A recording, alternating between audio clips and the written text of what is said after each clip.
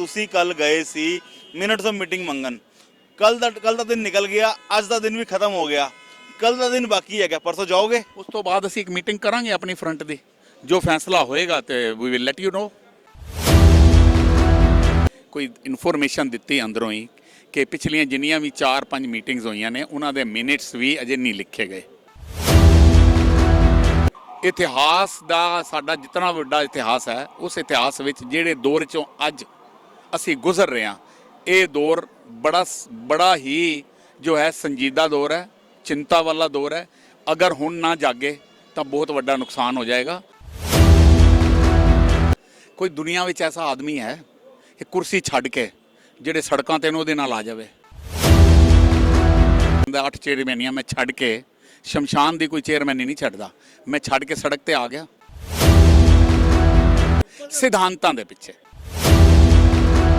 ਮੈਂ 2 ਮਹੀਨੇ ਪਹਿਲੇ ਜਿਹੜਾ ਰਿਜ਼ਾਈਨ ਦਿੱਤਾ ਸੀ ਉਹਦੇ 'ਚ ਸਿਧਾਂਤ ਇਹ ਹੀ ਲਿਖਿਆ ਸੀ ਕਿ ਜਿਨ੍ਹਾਂ ਸਿਧਾਂਤਾਂ ਤੇ ਅਕਾਲੀ ਦਲ ਦੀ ਬੁਨਿਆਦ ਰੱਖੀ ਗਈ ਸੀ, ਉਹਨਾਂ ਸਿਧਾਂਤਾਂ ਤੇ ਅਕਾਲੀ ਦਲ ਹੁਣ ਨਹੀਂ ਚੱਲ ਰਿਹਾ। ਜਿਵੇਂ ਕਿ ਸਾਰੀਆਂ ਇੰਸਟੀਟਿਊਸ਼ਨਾਂ ਰੁਲ ਗਈਆਂ, ਜਿਵੇਂ ਕਿ ਗੁਰਦੁਆਰਿਆਂ ਦੀਆਂ ਮਰਿਆਦਾਵਾਂ ਜਿਹੜੀਆਂ ਨੇ ਉਹ ਠੀਕ ਨਹੀਂ ਚੱਲ ਰਹੀਆਂ। ਬਿਲਕੁਲ ਸਿਧਾਂਤਾਂ ਤੇ ਚੱਲਿਆ। ਮੈਂ ਫਿਰ ਕਹਿ ਰਿਹਾ ਕਿ ਮੈਂ ਕਦੀ ਰਾਜਨੀਤੀ ਨਾ ਕਰਾਂਗਾ ਗੁਰਦੁਆਰੇ 'ਚ, ਨਾ ਜਿੱਥੇ ਹੋਏਗੀ ਮੈਂ ਉਹਦੇ ਖਿਲਾਫ ਬੋਲਾਂਗਾ।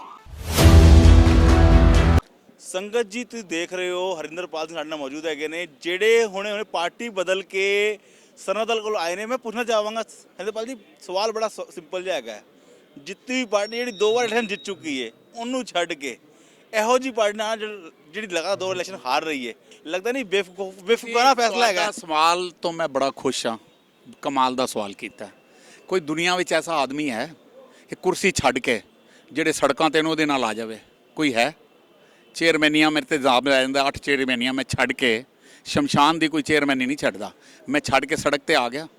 ਹੁਣੇ ਤੁਸੀਂ ਮੇਰੀ ਸਵਾਲ ਦਾ ਜਵਾਬ ਹੀ ਦੇ ਦਿੱਤਾ, ਔਰ ਤੁਹਾਡੇ ਇਹ ਜਵਾਬ ਮੈਨੂੰ ਬੜੀ ਥਾਵਾਂ ਤੇ ਕੰਮ ਆਏਗਾ ਕਿ ਇੱਕ ਜਿੱਤੀ ਹੋਈ ਰਾਜ ਦੇ ਪਾਰਟੀ ਜਿਹੜੀ ਰਾਜ ਕਰ ਰਹੀ ਹੈ, ਉਸ ਪਾਰਟੀ ਨੂੰ ਛੱਡ ਕੇ ਜਿਹੜੇ ਸੜਕਾਂ ਤੇ ਹੈਗੇ ਮੈਂ ਉਹਨਾਂ ਦੇ ਨਾਲ ਆ ਗਿਆ ਸਿਧਾਂਤਾਂ ਦੇ ਪਿੱਛੇ। ਮੈਂ ਸਿਧਾਂਤ ਜਿਹੜੀ ਤੁਸੀਂ ਗੱਲ, ਸਿਧਾਂਤ ਕਿਹੋ ਜਿਹੇ? ਮੈਂ 2 ਮਹੀਨੇ ਪਹਿਲੇ ਜਿਹੜਾ ਰਿਜ਼ਾਈਨ ਦਿੱਤਾ ਸੀ ਉਹਦੇ 'ਚ ਸਿਧਾਂਤ ਇਹ ਹੀ ਲਿਖਿਆ ਸੀ ਕਿ ਜਿਨ੍ਹਾਂ ਸਿਧਾਂਤਾਂ ਤੇ ਅਕਾਲੀ ਦਲ ਦੀ ਬੁਨਿਆਦ ਰੱਖੀ ਗਈ ਸੀ, ਉਹਨਾਂ ਸਿਧਾਂਤਾਂ ਤੇ ਅਕਾਲੀ ਦਲ ਹੁਣ ਨਹੀਂ ਚੱਲ ਰਿਹਾ। ਔਰ ਦੱਸੋ ਸਿਧਾਂਤ ਕਿਹੜੇ ਦੱਸੋ? ਔਰ ਲੈਟ ਮੀ ਕੰਪਲੀਟ। ਔਰ ਉਹ ਸਿਧਾਂਤ ਜਿਹੜੇ ਛੱਡੇ ਜਾ ਰਹੇ ਨੇ ਉਹ ਉਹਨਾਂ ਦੀ ਮੈਨੇਜਮੈਂਟ ਦੇ ਵਿੱਚ ਦਿਖਾਈ ਦੇਣੇ ਸ਼ੁਰੂ ਹੋ ਗਏ ਨੇ। ਜਿਵੇਂ ਕਿ ਸਾਰੀਆਂ ਇੰਸਟੀਟਿਊਸ਼ਨਾਂ ਰੁਲ ਗਈਆਂ, ਜਿਵੇਂ ਕਿ ਗੁਰਦੁਆਰਿਆਂ ਦੀਆਂ ਮਰਿਆਦਾਵਾਂ ਜਿਹੜੀਆਂ ਨੇ ਉਹ ਠੀਕ ਨਹੀਂ ਚੱਲ ਰਹੀਆਂ।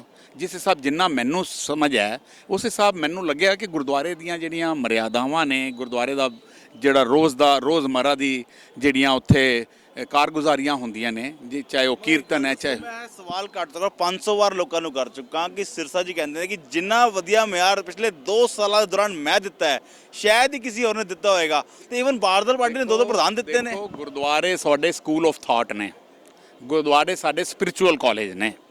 ਮੈਂ ਜੋ ਉਹਨਾਂ ਨੇ ਕਿਹਾ ਉਸ ਦੇ ਉੱਤੇ ਮੈਨੂੰ ਕੋਈ ਇਤਰਾਜ਼ ਨਹੀਂ ਹੈ, ਉਹ ਕਹਿ ਸਕਦੇ ਨੇ ਆਪਣੇ ਲਈ।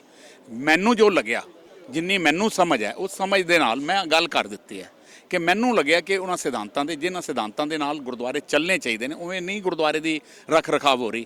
ਮੈਨੂੰ ਇਹ ਲੱਗਿਆ, ਮੈਂ ਇਸ ਲਈ ਨੂੰ ਕੀ ਦੱਸਣਾ ਚਾਹੋਗੇ? ਦੇਖੋ, ਸੰਗਤ ਤੇ ਗੱਲ ਨੂੰ ਜਾਣਨਾ ਚਾਹੁੰਦੀ, ਫੈਕਟ ਜਾਣਨਾ ਚਾਹੁੰਦੀ ਹੈ। ਸੰਗਤ ਨਹੀਂ ਜਾਣਦੀ ਤੁਹਾਡੇ ਮਨਮੁਟਾਵ ਕੀ ਸੀ, ਤੁਹਾਡੀ ਪਰਸਨਲ ਕੋਈ ਗੱਲ ਸੀ, ਸੰਗਤ ਜਾਣਨਾ ਚਾਹੁੰਦੀ ਹੈ ਇਹੋ ਜਿਹੇ ਕਿਹੜੇ ਕੰਮ ਹੋਏ। ਮੈਂ 35 ਸਾਲ ਤੋਂ ਇੱਥੇ ਸਿੱਖਾਂ ਦੇ ਵਿੱਚ ਹਾਂ, 14 ਸਾਲ ਤੋਂ 15 ਸਾਲ ਤੋਂ ਗੁਰਮਤਿ ਕਾਲਜ ਦੇ ਵਿੱਚ ਚੇਅਰਮੈਨ ਨਹੀਂ ਕਰ ਰਿਹਾ। ਮੈਂ ਕਦੀ ਵੀ ਆਪਣੇ ਜ਼ਾਤੀ ਮਨਮੁਟਾਵ ਕਰਕੇ ਉਹਨੂੰ ਮੈਨੇਜਮੈਂਟ ਦੇ ਵਿੱਚ ਕਦੀ ਸ਼ੋਅ ਨਹੀਂ ਹੋਣ ਦਿੱਤਾ।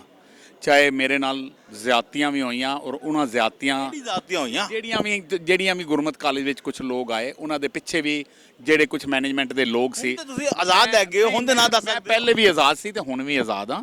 ਮੈਂ ਉਹਨਾਂ ਦਾ ਕਦੀ ਮਨਮੁਟਾਵ ਨਹੀਂ ਰੱਖਿਆ ਔਰ ਨਾ ਰੱਖਣਾ, ਸਮਝ ਰਹੇ ਹੋ। ਮੈਂ ਜਿੱਥੇ ਹੁਣ ਆਇਆ, ਜੇ ਇਹਨਾਂ ਨੂੰ ਗੁਰੂ ਦੀ ਕਿਰਪਾ ਹੋਈ ਔਰ ਇਹ ਕੱਲ ਨੂੰ ਗੁਰਦੁਆਰਾ ਮੈਨੇਜਮੈਂਟ ਵਿੱਚ ਆਏ ਔਰ ਫਿਰ ਮੈਨੂੰ ਲੱਗਿਆ ਕਿ ਇਹ ਉਹ ਸਿਧਾਂਤਾਂ 'ਚ ਨਹੀਂ ਚੱਲ ਰਹੇ, ਮੈਨੂੰ ਇਸੇ ਤਰ੍ਹਾਂ ਬੋਲਦੇ ਦੇਖੋਗੇ, ਮੈਂ ਇਸੇ ਤਰ੍ਹਾਂ ਉਦੋਂ ਵੀ ਇਹ ਗੱਲ ਕਰਾਂਗਾ। ਮੇਰੀ ਜ਼ਾਤੀ ਮੁਫਾਦ ਨਹੀਂ ਹੈ। ਮੈਂ ਵਾਰ-ਵਾਰ ਕਹਿਣਾ, ਗੁਰਦੁਆਰਾ ਕਮੇਟੀ ਦਾ ਮੈਂਬਰ ਬਣਨਾ ਇੱਕ ਇੰਜੋਇਮੈਂਟ ਨਹੀਂ ਹੈ, ਸਟੇਟਸ ਨਹੀਂ ਹੈ। ਗੁਰਦੁਆਰਾ ਕਮੇਟੀ ਦਾ ਮੈਂਬਰ ਬਣਨਾ ਇੱਕ ਰਿਸਪੌਂਸਿਬਿਲਿਟੀ ਹੈ। ਸਵਾਲ ਕੀਤਾ, ਮੈਂ ਤੁਹਾਨੂੰ ਲਾਸਟ ਟਾਈਮ ਸਵਾਲ ਕੀਤਾ ਸੀ, ਸਵਾਲ ਬੜਾ ਮੇਰਾ ਸਿੰਪਲ ਜਿਹਾ ਸੀ। ਉਹਨਾਂ ਨੇ ਕਿਹਾ ਸੀ ਚੇਅਰਮੈਨ ਜਿੱਤਿਆ, ਅਸੀਂ ਇਲੈਕਸ਼ਨ ਜਿਤਾਇਆ, ਜਿਤਾਉਣ ਤੋਂ ਪਾਰਟੀ ਨੂੰ ਤੁਸੀਂ ਦਗਾ ਦੇ ਕੇ ਚਲੇ ਗਏ ਹੋ। ਨਹੀਂ ਚਲੋ ਇਹ ਦੇਖੋ, ਹੁਣ ਮੈਂ ਫਿਰ ਕਹਿ ਰਿਹਾ, ਉਹਨਾਂ ਨੇ ਉਹ ਮੈਨੂੰ ਦਗਾ ਕਹਿਣ, ਉਹ ਮੈਨੂੰ ਧੋਖਾ ਕਹਿਣ, ਮੈਂ ਸਿਰ ਨਿਵਾ ਕੇ ਉਹਨਾਂ ਨੂੰ ਐਕਸੈਪਟ ਕਰਦਾ ਜੋ ਉਹ ਕਹਿ ਰਹੇ ਨੇ, ਕਰ ਲਓ ਜਿਤਨਾ ਕਰਨ। ਮੈਂ ਆਪਣੇ ਸਿਧਾਂਤਾਂ ਤੇ ਗਿਆ। ਮੇਰੇ 4 ਸਾਲ ਦੀ ਜਿਹੜੀ ਕਾਰਗੁਜ਼ਾਰੀ ਹੈ ਉਹ ਦੁਨੀਆ ਨੂੰ ਪਤਾ ਹੈ। ਕੋਈ ਜਿਸ ਦਿਨ ਮੈਨੂੰ ਸੰਗਤ ਵਿੱਚ ਕੋਈ ਗੱਲ ਕਿੱਥੇ ਕਹੇਗਾ ਤੇ ਮੈਂ ਉਸ ਗੱਲ ਦੇ ਦਾ ਉਦੋਂ ਜਵਾਬ ਜ਼ਰੂਰ ਦੇ ਦਿਆਂਗਾ। ਮੈਂ ਬਿਲਕੁਲ ਸਿਧਾਂਤਾਂ ਤੇ ਚੱਲਿਆ। ਮੈਂ ਫਿਰ ਕਹਿ ਰਿਹਾ ਕਿ ਮੈਂ ਕਦੀ ਰਾਜਨੀਤੀ ਨਾ ਕਰਾਂਗਾ ਗੁਰਦੁਆਰੇ 'ਚ, ਨਾ ਜਿੱਥੇ ਹੋਏਗੀ ਮੈਂ ਉਹਦੇ ਖਿਲਾਫ ਬੋਲਾਂਗਾ। ਲਾਸਟ ਸਵਾਲ, ਸੰਗਤ ਨੂੰ ਕੀ ਮੈਸੇਜ ਦੇਣਾ ਚਾਹੋਗੇ? ਹੁਣ ਸੰਗਤ ਤੁਹਾਡੇ ਨਾਲ ਤੁਹਾਨੂੰ ਦੁਆਰਾ ਮੈਸੇਜ ਇਹੀ ਦੇਣਾ ਹੈ ਕਿ ਅਸੀਂ ਇਤਿਹਾਸ ਦਾ, ਸਾਡਾ ਜਿਤਨਾ ਵੱਡਾ ਇਤਿਹਾਸ ਹੈ, ਉਸ ਇਤਿਹਾਸ ਵਿੱਚ ਜਿਹੜੇ ਦੌਰ 'ਚੋਂ ਅੱਜ ਅਸੀਂ ਗੁਜ਼ਰ ਰਹੇ ਹਾਂ, ਇਹ ਦੌਰ ਬੜਾ ਹੀ ਜੋ ਹੈ ਸੰਜੀਦਾ ਦੌਰ ਹੈ, ਚਿੰਤਾ ਵਾਲਾ ਦੌਰ ਹੈ। ਅਗਰ ਹੁਣ ਨਾ ਜਾਗੇ ਤਾਂ ਬਹੁਤ ਵੱਡਾ ਨੁਕਸਾਨ ਹੋ ਜਾਏਗਾ। ਔਰ ਸਿਧਾਂਤਾਂ ਦੇ ਹਿਸਾਬ ਨਾਲ ਚੰਗੇ ਪੜ੍ਹੇ ਲਿਖੇ ਲੋਕਾਂ ਨੂੰ ਜਿਤਾਓ। ਮੈਂ ਨਹੀਂ ਕਹਿ ਰਿਹਾ, ਮੈਂ ਜਿਹੜਾ ਕਿਰਦਾਰ ਚੰਗੇ ਵਾਲਾ ਹੈ, ਪੜ੍ਹਿਆ ਲਿਖਿਆ, ਗੁਰਮਤ ਨੂੰ ਸਮਝਣ ਵਾਲਾ ਹੈ, ਉਸ ਨੂੰ ਲਿਆਓ ਤਾਂ ਕਿ ਜਿਹੜਾ ਗੁਰਦੁਆਰਾ ਕਮੇਟੀ ਦਾ ਮੈਨੇਜਮੈਂਟ ਹੈ ਉਹ ਬੇਦਾਗੀ ਨਾਲ ਚੱਲੇ। ਹਲੇ ਕਿਹੜੇ ਦਾਗ ਲੱਗੇ ਨੇ? ਨਹੀਂ ਤੁਸੀਂ ਮੈਂ ਫਿਰ ਕਹਿ ਰਿਹਾ, ਜੇ ਕਿਹੜੇ ਦਾਗ ਲੱਗੇ ਦੱਸੋ ਸਹੀ। ਜੇ ਇਹ ਗੱਲ ਨਾ ਹੁੰਦੀ ਤੇ ਤੁਸੀਂ ਆਉਣ ਵਾਲੇ ਇਲੈਕਸ਼ਨ ਵਿੱਚ ਤੁਹਾਨੂੰ ਪਤਾ ਲੱਗ ਜਾਏਗਾ ਕਿ ਕੀ ਹੋਣ ਜਾ ਰਿਹਾ ਹੈ। ਤੁਹਾਨੂੰ ਨਹੀਂ ਦੱਸੋ। ਤੁਹਾਨੂੰ ਨਜ਼ਰ ਨਹੀਂ, ਮੈਂ ਸੰਗਤ ਨੂੰ ਕੀ ਦੱਸਾਂ, ਸੰਗਤ ਨੂੰ ਸਭ ਪਤਾ ਹੈ।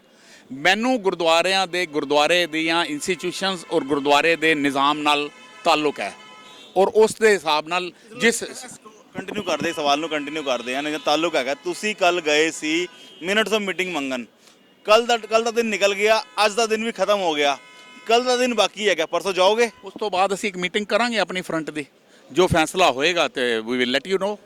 ਸੰਗਤ ਨੂੰ ਹਾਲੇ ਤੱਕ ਮਿੰਟਸ ਆਫ ਮੀਟਿੰਗ ਨਹੀਂ ਦੇ ਪਾ ਰਹੀ ਹੈ ਜੀ ਪਾਰਟੀ ਨਾਲ, ਤੁਸੀਂ ਕੋਈ ਦੀ ਗੱਲ ਵੀ ਨਹੀਂ ਕਰ ਰਹੇ। ਸੰਗਤ ਨੂੰ ਮਿੰਟਸ ਕੋਈ ਪਾਰਟੀ ਕੋਈ ਮੈਨੇਜਮੈਂਟ ਨਹੀਂ ਦਿੰਦਾ।